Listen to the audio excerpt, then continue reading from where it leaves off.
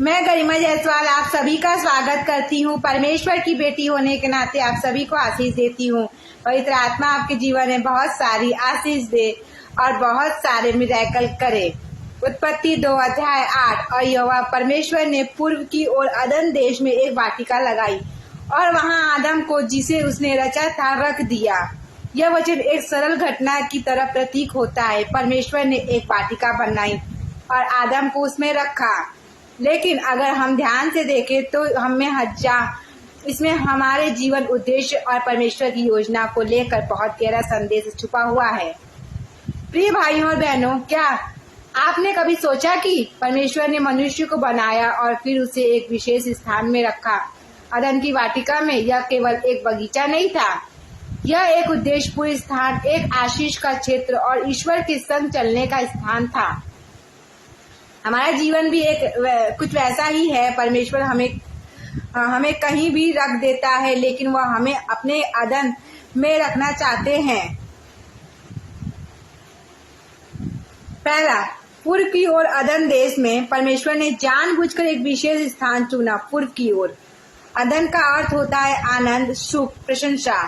यह दिखाता है कि परमेश्वर का स्वभाव है हमें आनंदित और सप्रसन्न बनाना।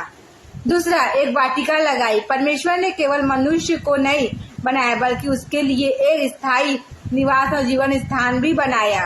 यह वाटिका अच्छी, सुंदर और फलदायक भी है। यह थी परमेश्वर की देखभाल का परिणाम।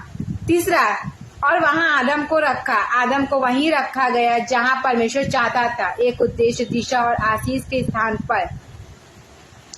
आदम को पहले नहीं बनाया गया, वाटिका पहले बनाई गई। यह दिखाता है परमेश्वर पहले प्रावधान करता है, फिर स्थान देता है।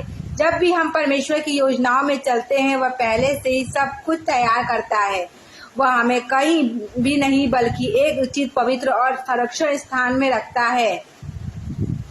अदन केवल एक भौगोलिक स्थान नहीं था, वह एक आध्यात्मिक स्थिति थी। ईश्वर की निकटता, संतोष और शांति, उद्देश्य और सुरक्षा। हमारे मन में ये प्रश्न आता है, क्या आप आज अदन की वाटिका में हैं या उस स्थान से दूर रहते हैं? परमेश्वर ने आदम को बस वाटिका में घूमने के लिए नहीं रखा, बल्कि एक कार्यक्षेत्र और जिम्मेदारी दी।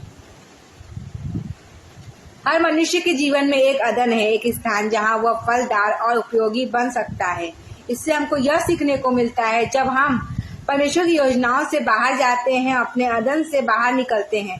परंतु जब हम परमेश्वर की इच्छा में रहते हैं, वह हमें उसी वाटिका में रखता है जो उसने हमारे लिए बनाई है।